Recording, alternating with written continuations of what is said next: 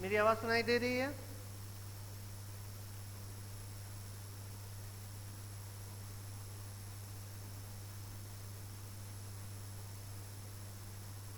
Okay, very good. तो रस पर हम लोगों ने चर्चा पूर्व की कक्षाओं में किया था,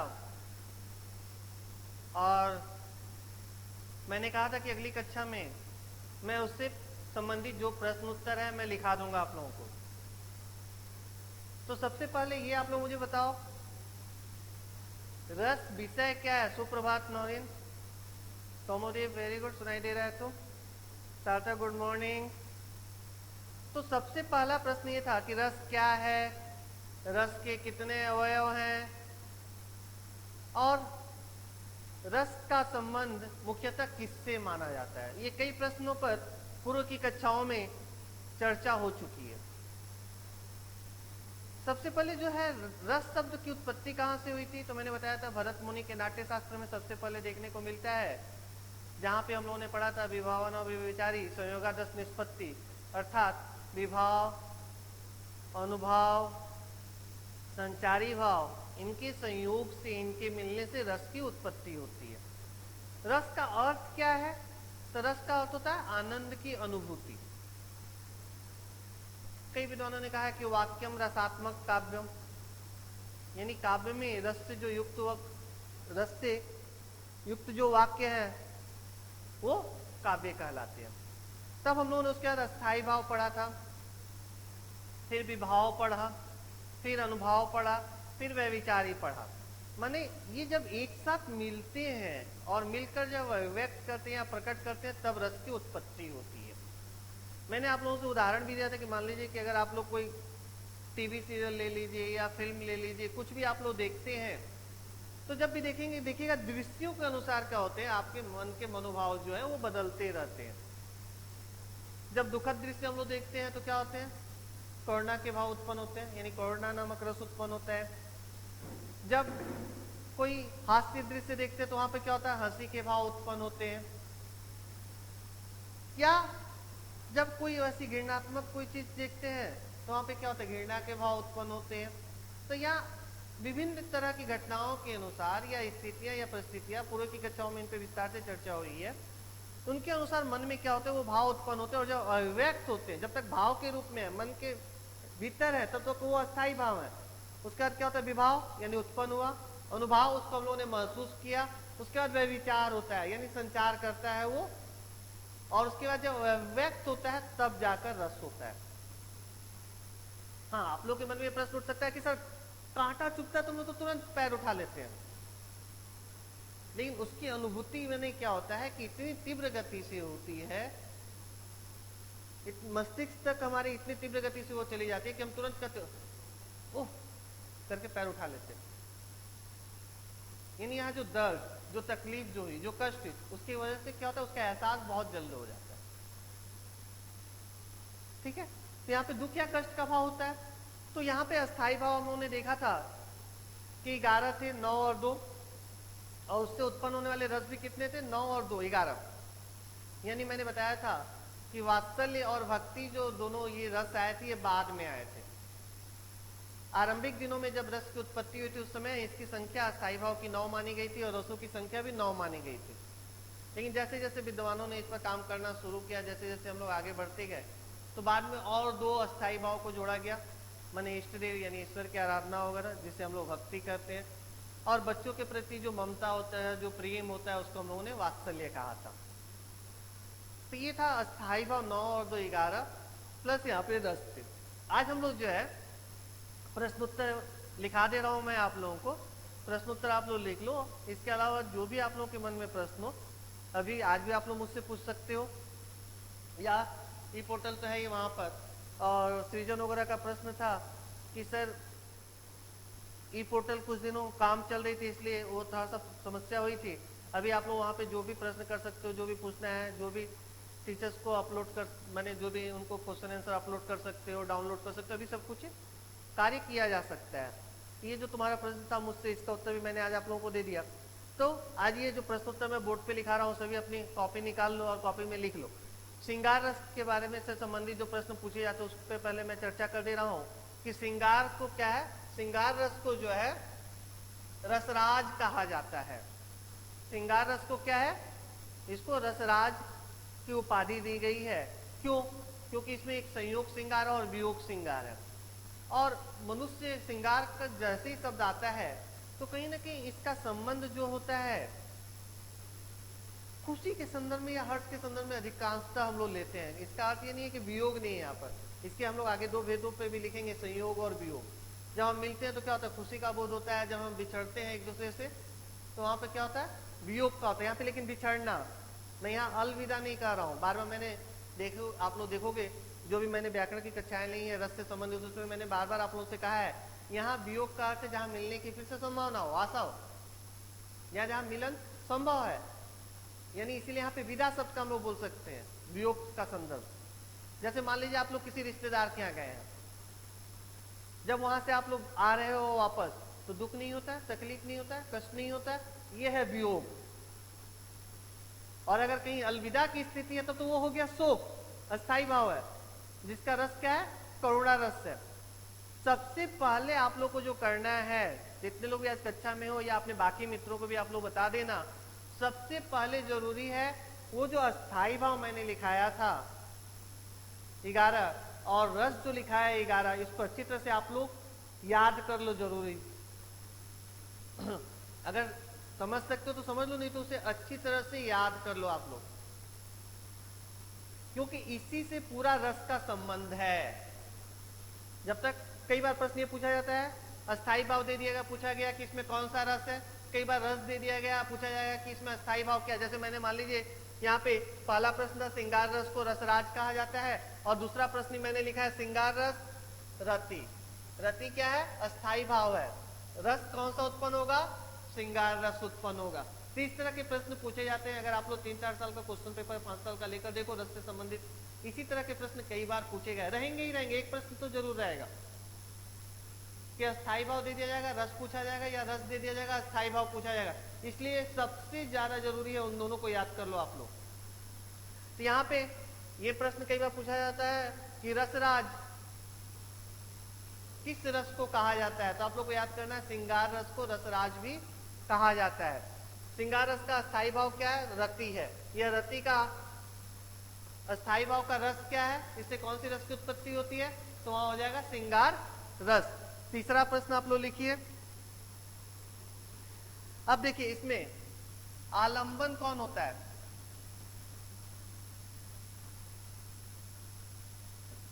जो हम लोगों ने पढ़ा था विभाव के अंतर्गत, आलंबन विभाव और उद्दीपन विभाव। तो यहां आलंबन कौन होगा,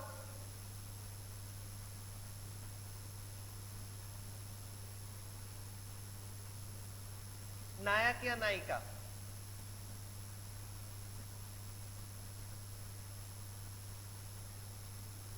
ठीक है, तो उद्दीपन कौन होगा, ये था आलंबन।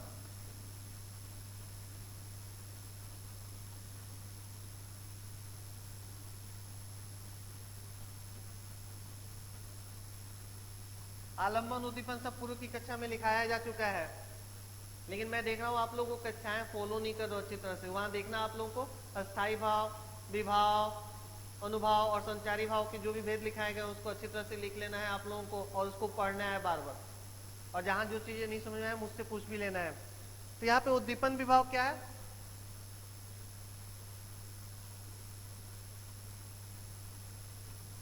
ये आलंबन है, ये उद्दीपन। यहाँ पे आप लोग विभाव लिख लेना,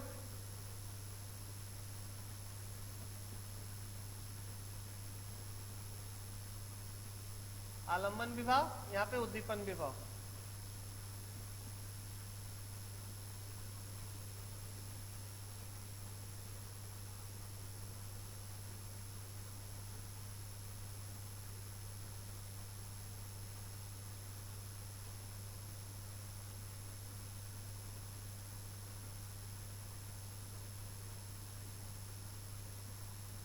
एकांत हो सकता है, वन उपवन हो सकता है,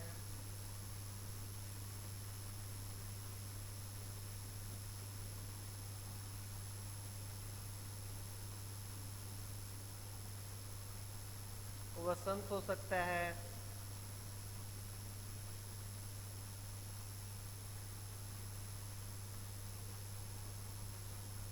पुष्प हो सकते हैं,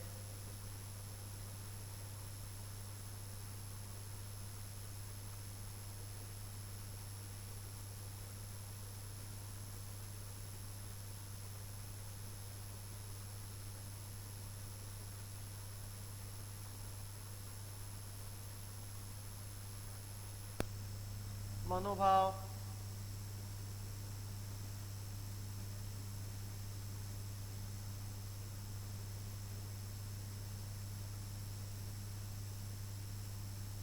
मनोभाव,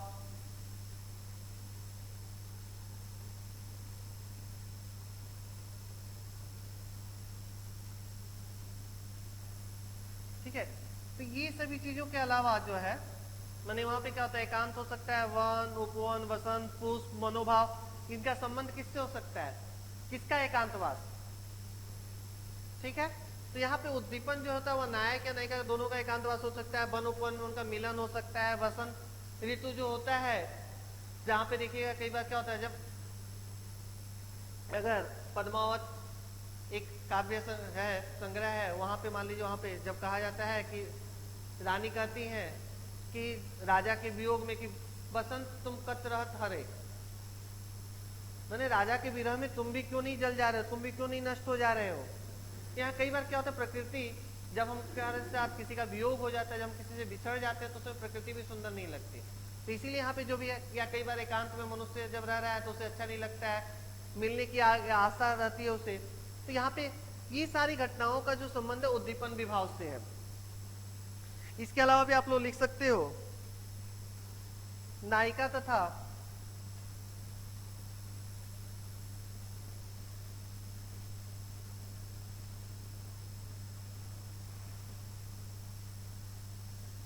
नायिका तथा अनुभाव की चेष्टाएं,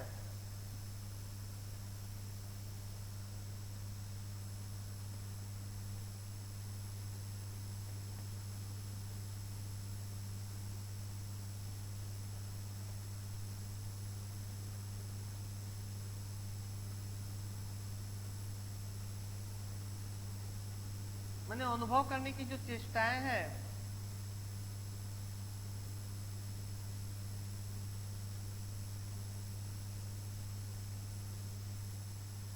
ठीक है, अनुभव की चेष्टाएं यानी इसमें क्या आ जाएगा, हाव भाव,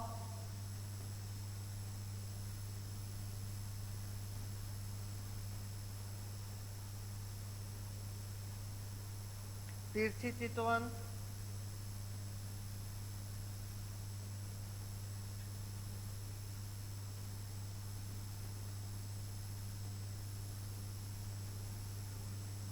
तिरछी चितवन, मुस्कान।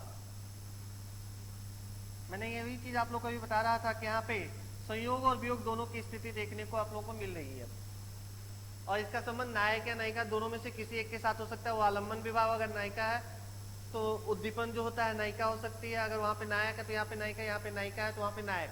तो इस तरह इसमें चीजें देखने को आप लोग को मिलेगी। आप लोग ये लिख लो, फिर मैं आगे इसे मिटा दूंगा।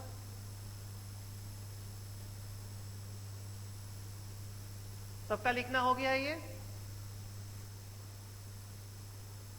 चैट के माध्यम से मुझे बताओ आप लोग। अगर आप लोगों ने लिख लिया है तो फिर मैं इसे मिटा दूं, फिर आगे लिखूं।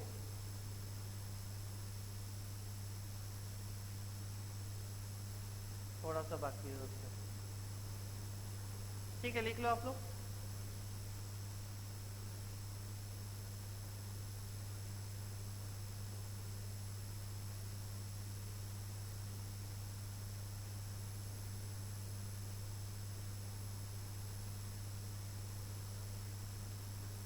मैं ऊपर का हिस्सा मिटा रहा हूं।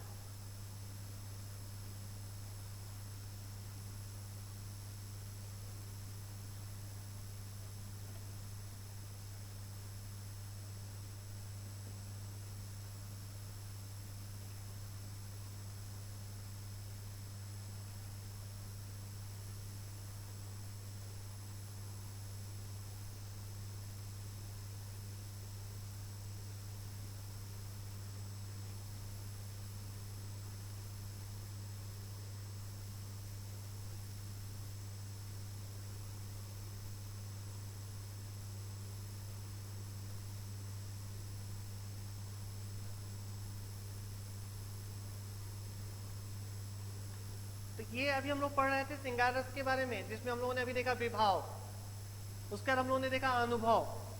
अब क्या है, तीसरा जब इसमें उत्पन्न होता है वो क्या है, संचारी। माने इसका संचारी, इसके अंदर श्रृंगार रस के अंतर्गत संचारी भाव क्या है, क्या घटनाएं घटेंगे वो लिख लो आप लोग।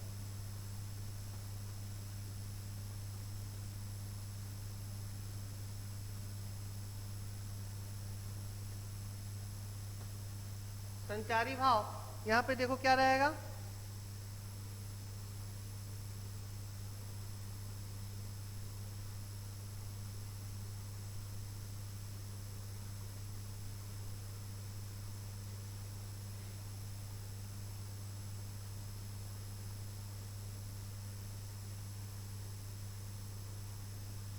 मैंने 33 संचारी भावों की संख्या मैंने पिछली कक्षा में कहा था।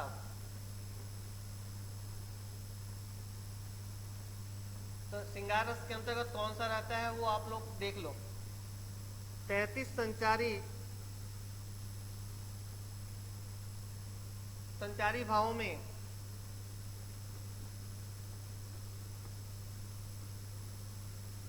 में उग्रता,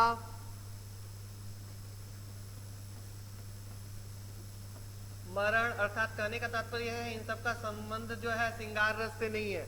मरण, आलस्य,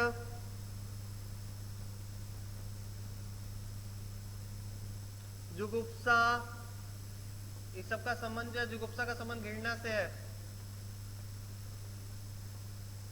जुगुप्सा को छोड़कर शेष सभी,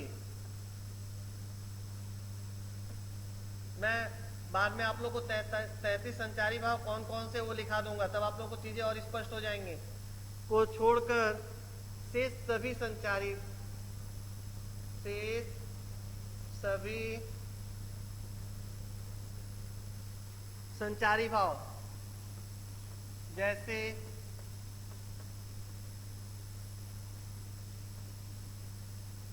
कुछ उदाहरण मैं यहाँ पे लिख दे रहा हूं, जैसे संचारी भाव जैसे लज्जा, शर्म, चपलता इत्यादि।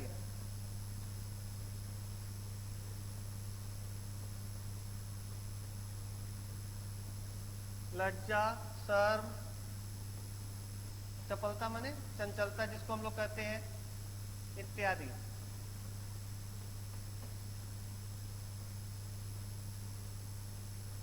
यानी यहां पर आप लोग को याद रखना होगा कि श्रृंगार रस में जब ये संचरण करेगा, यानी जब वह विचार करेगा, ये किसी भी हाल में नहीं होंगे। श्रृंगार रस में यानी संयोग और वियोग की स्थिति होने पर भी, अगर वियोग की स्थिति भी है तो भी वहां पर उग्रता, मरण, आलस्य, जुगुप्सा, ये जो संचारी भाव है श्रृंगार रस के अंतर्गत कभी भी नहीं आएंगे, चाहे वहां पर वियोग की भी स्थिति क्यों न हो।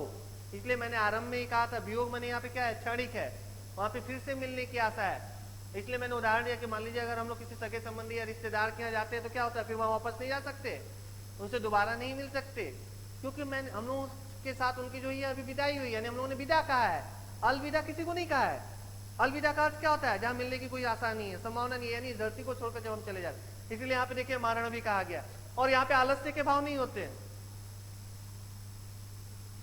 मान लीजिए हम लोग किसी रिश्तेदार के यहाँ गए थे, उन्होंने पूरे जोश खरोश के साथ हमारा स्वागत किया, हम भी बहुत जोशों के साथ मिले, और जब वो हमारे यहाँ आए तो चुपचाप बैठे हुए हैं, मैंने हमारे शरीर में किसी प्रकार की कोई गतिविधि नहीं है, इसका अर्थ यहाँ पे ये नहीं है। इसीलिए यहाँ पे देखिए चपलता, चंचलता, एक मिलने की व्याकुलता दिखाई देगी।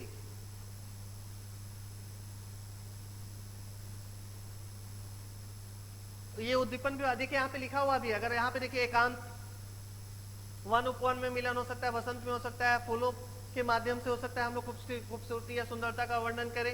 यहाँ क्या होता है, नायिका तथा अनुभव की चेष्टाएं।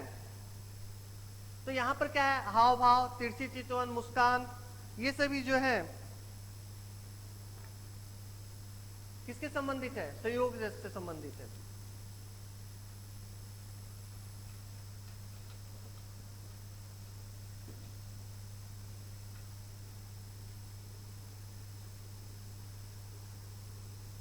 अब यहाँ पे पांचवा जो इसका श्रृंगार रस के अंतर्गत है, और श्रृंगार रस की मात्रा पे आप लोग ध्यान दीजिए। अधिकांशतः मैंने देखा है कि इसको लिखने के क्रम में गलतियां होती है या अशुद्धियां देखने को मिलती है। श्रृंगार, श्रृंगार, ठीक है।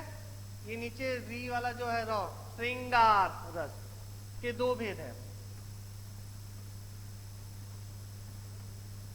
जिसपे अभी तक मैं चर्चा बार बार कर रहा था, वो भी आप भेद भी देख लीजिए। कौन कौन से हैं? एक है संयोग श्रृंगार,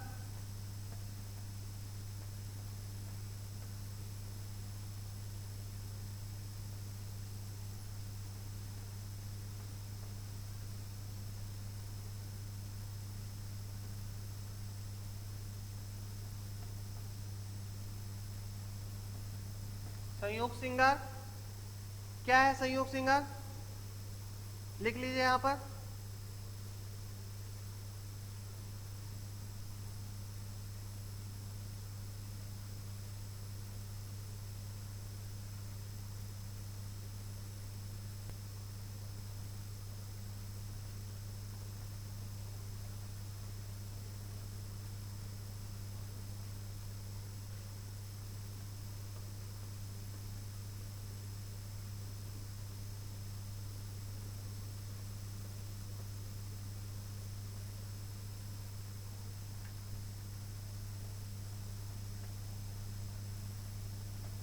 ये काव्य के संदर्भ में इसलिए नायक नायिका शब्द का उल्लेख किया गया है। यहाँ पे किसी भी व्यक्ति विशेष के संदर्भ में हो सकता है।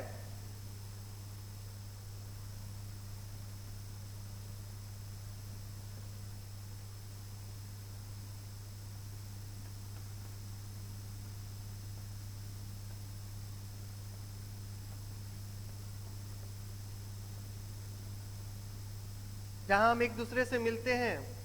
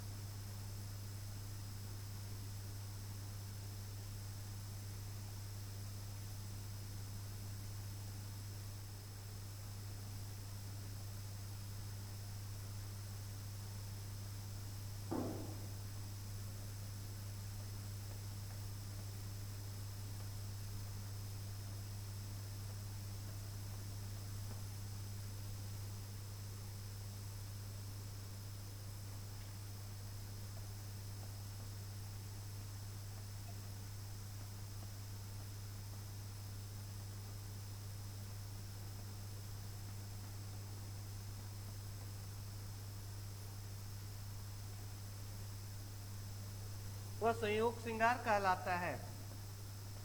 इवन जहां मिलते हैं हम एक दूसरे से, मिलने के बाद जो खुशी की अनुभूति करती है,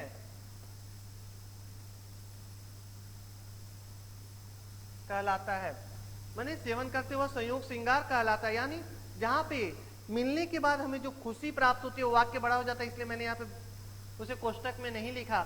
सेवन का अर्थ करना है उसका अनुभव करना, महसूस करना या उसको भोग करना। जब हम एक दूसरे से मिलते हैं, वो जो खुशी हमें होती है, तो वही संयोग। संयोग का अर्थ ही होता है, देखो आप लोग, समधन योग। माने योग का अर्थ क्या होता है? जोड़ना। यहाँ पे जोड़ना क्या है? यहाँ पे तो हम लोग गणित पढ़ नहीं रहे, यहाँ पे संबंध क्या है? व्याकरण से है, हमारे जीवन से है। तो यहाँ पे क्या होगा? मिलना। जब हम एक दूसरे से मिलते हैं और मिलने के बाद जो खुशी का अनुभव करते हैं, वही कहलाता है संयोग श्रृंगार। आप लोग ये लिख लिए हो? मैं ऊपर का मिटा रहा हूं, तब 4 नंबर जो पॉइंट लिखा था मैंने,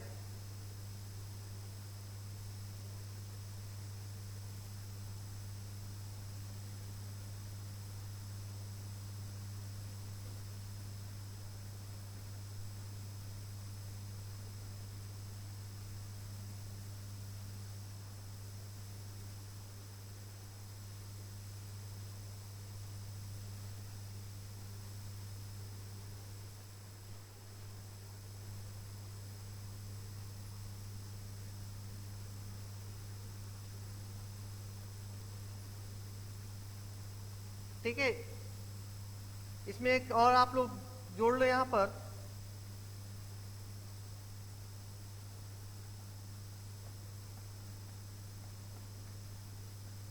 तो चीजें और स्पष्ट हो जाएंगी।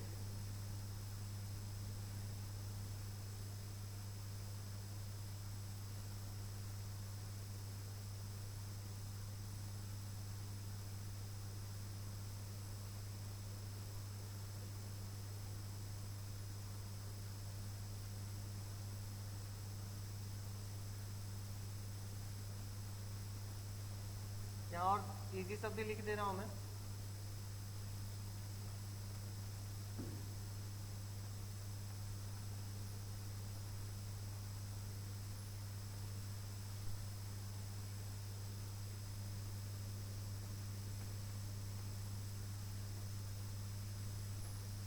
श्रृंगार के वर्णन, वर्णन जहां वर्णन किया जा रहा उसका, उसके बारे में बताया जा रहा। विषय में प्रेम की उत्पत्ति, यानी अपनापन, आत्मीयता, जो भी कह सकते हैं, प्रेम की उत्पत्ति आलंबन और क्रीड़ाएं होती हैं। अब आप लोग वो आलंबन याद करो जो आलंबन उद्दीपन हम लोगों ने अभी पूर्व में पढ़ा। आलंबन एवं क्रीड़ाएं होती हैं। क्रीड़ाएं माने चेष्टाएं, प्रयास जो होता है। जब हम लोगों ने बाल लीलाएं, बाल क्रीड़ाएं एवं क्रीड़ाएं होती हैं।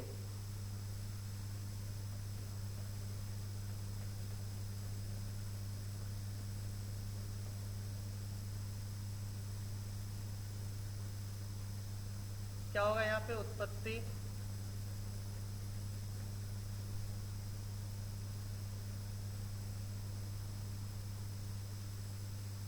प्रत्यक्ष दर्शन,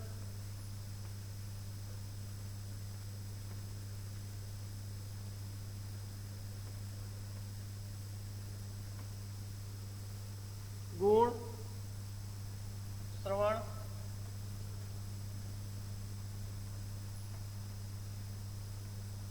गुण श्रवण, चित्र दर्शन,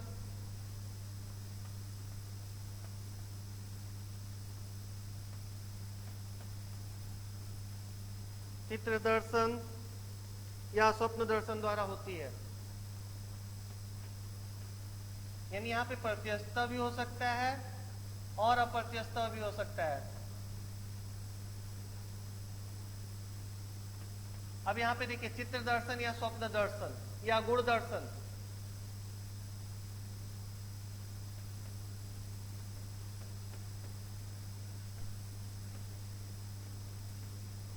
मान लीजिए कई बार आप लोग जब सुनते हैं कि ताजमहल इतना सुंदर है, इतना खूबसूरत है, मैं एक निर्जीव वस्तु के लेकर ही बात कर रहा हूं, तो क्या होता है, हमें भी इच्छा होती है कि हम भी ताजमहल को देखें। तो क्या किया हम लोगों ने, वहां हम लोगों ने उसकी सुंदरता के बारे में यानी उसके गुणों के बारे में सुना और हमारे मन में भी इच्छा हुई कि हम जाकर उसके दर्शन करें। यहाँ मैंने बार बार आप लोगों से कहा कि चूंकि इसका संबंध काव्य से है, इसीलिए यहाँ पे नायक नायिका के संदर्भ में चीजें बताई जा रही हैं। यहाँ पे श्रृंगार के वर्णन लिखा हुआ है, तो यहाँ पर क्या है, काव्य से संबंध होने के कारण यहाँ पे अगर हम अपने प्रत्यक्ष जीवन में भी हम देख सकते हैं कि ऐसी कई घटनाएं घटती हैं। हमारे रोजमर्रा का जो हमारा जीवन है, प्रतिदिन का जो जीवन शैली है, तो यहाँ पर क्या है कि वो चित्र दर्शन भी हो सकता है। ताजमहल का फोटो देखकर हम लोग ताजमहल, या जो विश्व की जो 8 अजूबे जो हम लोग कहते हैं, आश्चर्यचकित वस्तुओं के बारे में या स्थानों के बारे में या जिसके बारे में पढ़ते हैं, क्या था उस स्थान विशेष की देखने की एक ललक, एक इच्छा भी मन में जागृत होती है। तो वहां पे क्या है, या तो प्रत्यक्षता नहीं हो रही है, या अप्रत्यक्ष है। और प्रत्यक्षता जब देख ले रहे हैं हम, तो क्या हो रहा है, वहां पे मिलने का जो ये अनुभव है, जो सेवन कर रहे हैं उसका, मैंने उसका भोग कर रहे हैं। भोग मैंने सिर्फ खाने से संबंधित नहीं होता है, उसका कहीं ना कहीं संदर्भ जो है, कहीं ना कहीं उसका अर्थ जो है मन की अनुभूति से है, मन से उसका उपयोग करना या उसका उपभोग करना या सेवन करना। तो क्या है, चित्त दर्शन या स्वप्न दर्शन द्वारा होती है। मैं ये मिटा रहा हूं, सबका हो गया, तो नीचे का 5वां,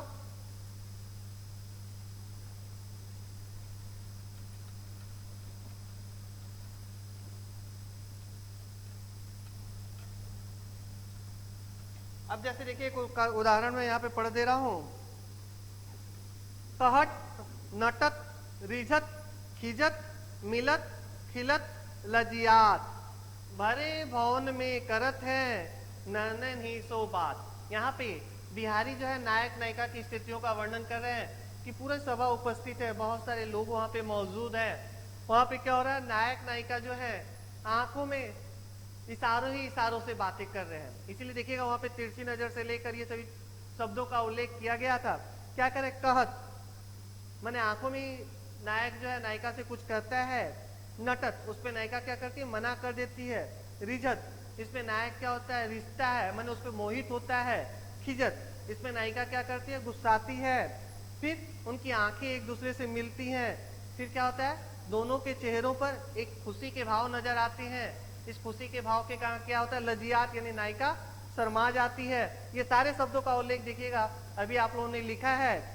भरे भवन में करत है नैनो सो बात, यानी ये पंक्ति को लेकर मैंने प्रत्येक शब्दों के अर्थ बता दिए कि कैसे सभा में उपस्थित कोई एक दूसरे से बात नहीं कर रहे, लेकिन आंखों ही आंखों में सभी बातें हो जा रही हैं।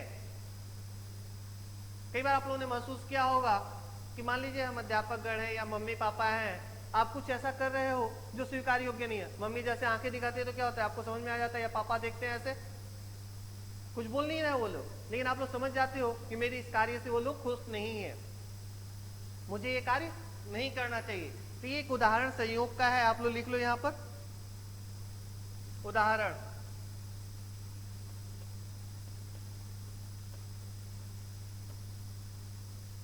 कहत,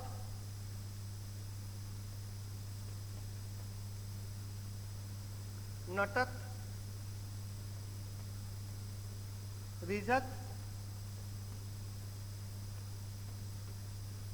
खिजत,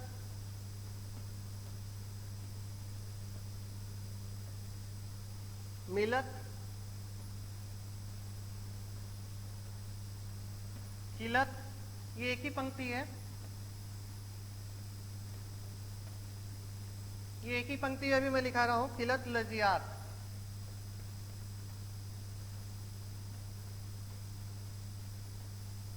दूसरा है भरे भवन में करत है,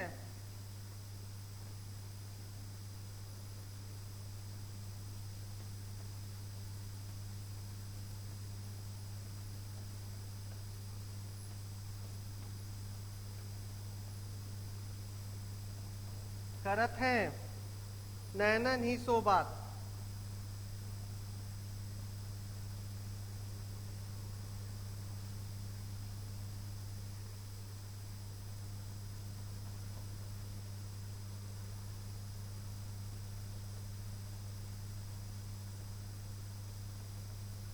ये बिहारी का दोहा है, यानी देखिए यहाँ पे ये पंक्ति का पहले मैंने लिया था, भरे भवन में करत है नैनन ही सो बात, यानी यहाँ नायिका जो आंखों से ही बात कर रहा है। कहत, नटत का अर्थ बताया, रिजत का अर्थ बताया, खिजत का अर्थ बताया, मिलत, खिलत, लजियात। यानी इसके अलावा भी कुछ उदाहरण हैं जो मैं अगली कक्षाओं में लिखा दूंगा, जैसे बतरस लालच दास की मुरली धरी लुकाय, सौ करे भौ न हंसे देन कहे नटी जाए।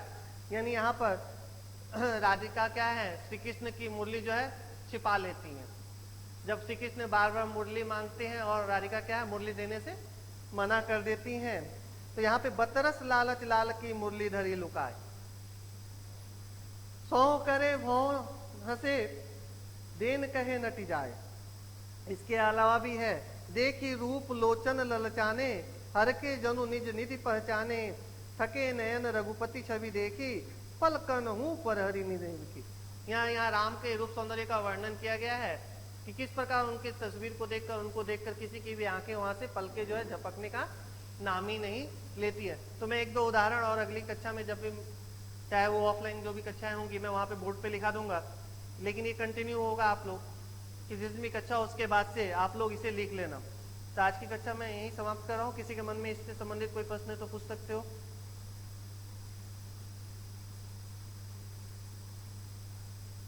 इन विषयों को लेकर किसी के मन में कोई प्रश्न? मैं विस्तार से पूरा लिखा दे रहा हूं कैसे रस की उत्पत्ति हो रही है। पहले वो 4 अवयव या अंग हम लोगों ने पढ़ा, अस्थाई भाव, विभाव, अनुभाव और संचारी भाव। उसके बाद श्रृंगार रस कैसे आलंबन श्रृंगार में क्या होगा, उद्दीपन क्या होगा। जैसे संचारी में हम लोगों ने पढ़ा कि 33 संचारी भावों की संख्या होती है, लेकिन उसमें से वो बात दे दिया गया, कौन कौन सा, मरण बात दे दिया गया, आलस्य बात दे दिया गया, इन सारे को बात दे दिया गया कि इनका संबंध श्रृंगार रस से नहीं होता है। ठीक है, तो आज की कक्षा में यही समाप्त करो। धन्यवाद।